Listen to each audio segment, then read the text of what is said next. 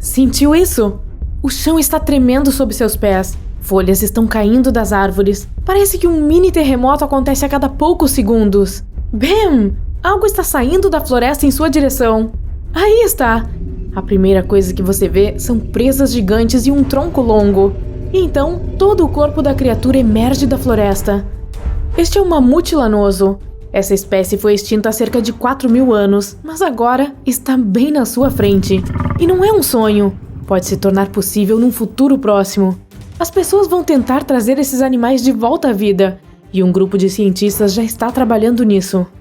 Então, mamutes lanosos surgiram há cerca de 450.000 anos na Sibéria. Mais tarde, eles também se estabeleceram na América do Norte. Então esses animais assumiram a Ásia e até a Europa. Esses caras eram os animais terrestres mais altos durante a última era glacial. Eles tinham cerca de 3,5 metros de altura. Isso é tão alto quanto uma casa de um andar. Isso também é meio metro mais alto do que a altura do elefante moderno médio. Mas esses mamutes eram muito mais maciços. Eles pesavam cerca de 8 toneladas, em comparação com as 6 toneladas de um elefante. São como 2 ou até 3 SUVs grandes. Os mamutes eram tão pesados porque tinham uma cabeça maior, assim como presas mais longas e curvas. Esses animais viviam na tundra fria.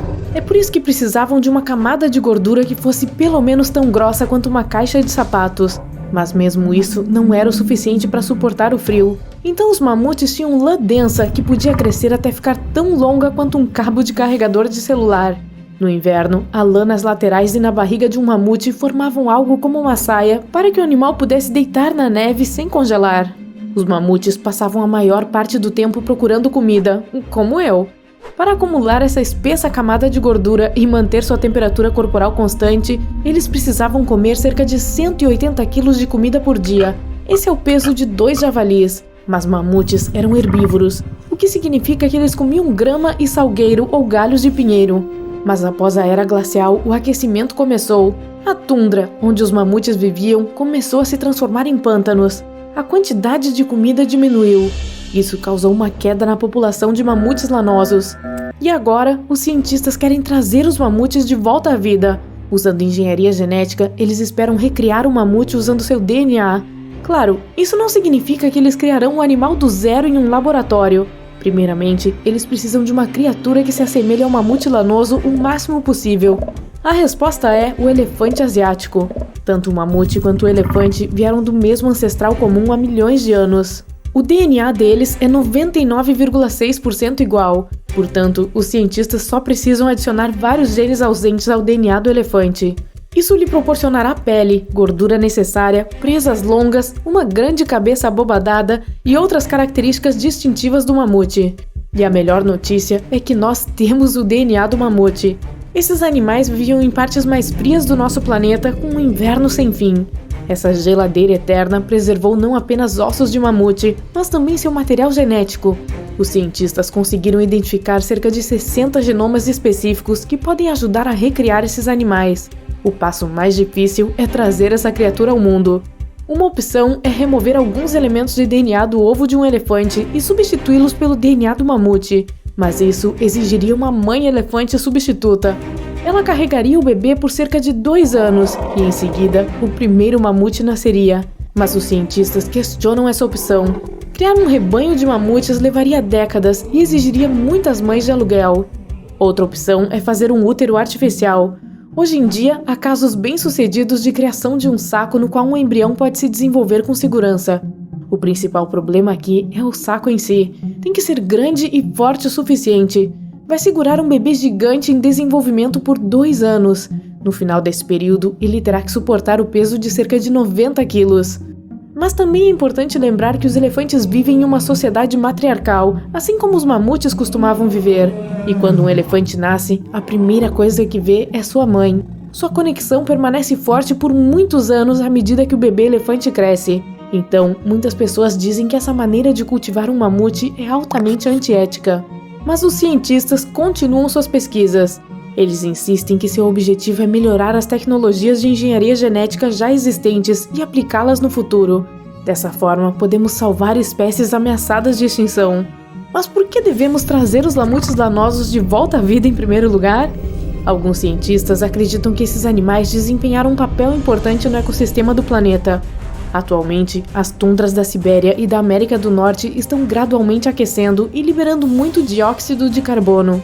Isso contribui para o efeito estufa que aquece ainda mais nosso planeta. Essas tundras agora estão fortemente cobertas de musgo.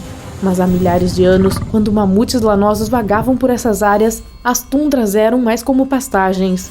Mamutes pisoteavam o musgo e derrubavam árvores. Eles eram um tipo de engenheiros do ecossistema. Acredita-se que o retorno dos mamutes a essas áreas possa ajudar a trazê-las de volta ao seu estado original. Pastagens restauradas impedirão que o solo corroa. Isso pode até ser suficiente para diminuir a produção de dióxido de carbono prejudicial.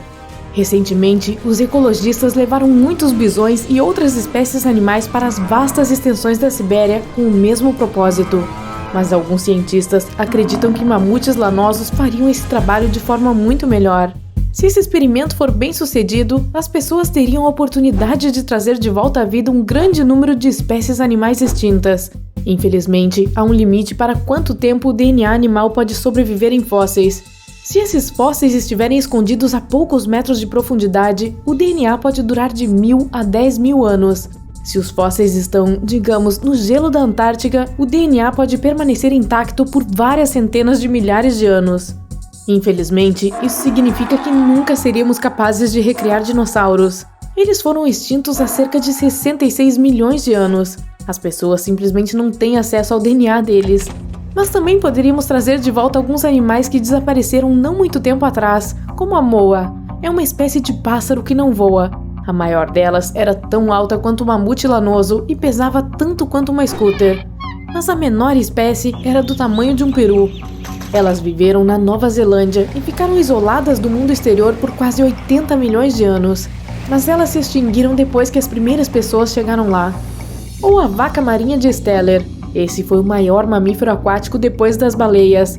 Essas vacas marinhas eram tão longas quanto uma limusine, e elas pesavam mais do que elefantes africanos. As vacas marinhas de Steller tinham um estilo de vida muito preguiçoso. Elas moravam perto da costa e comiam algas, principalmente algas marinhas. Os cientistas acreditam que elas nem soubessem como mergulhar. Mesmo que os pássaros-elefantes fossem de fato pássaros, eles não podiam voar. Essas criaturas eram 2 vezes mais altas que um avestruz e pesavam 10 vezes mais do que a pessoa média. Eles viviam em Madagascar e, assim como avestruzes, botavam ovos. Embora os pássaros-elefantes tenham sido extintos há quase 1000 anos, seus ovos ainda são encontrados.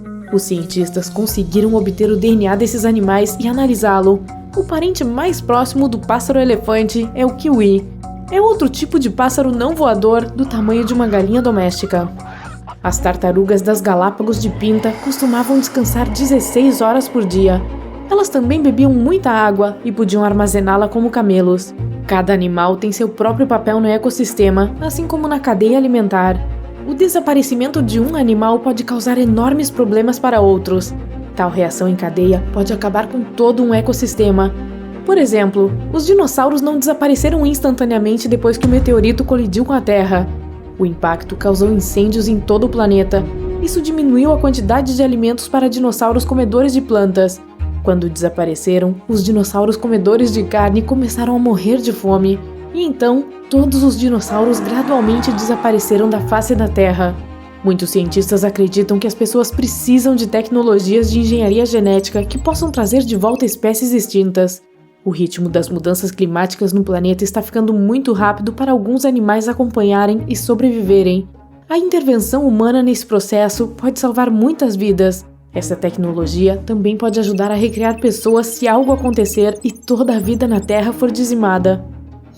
Se pudéssemos preservar nosso DNA, nossa espécie poderia ser trazida de volta à vida. Por quem?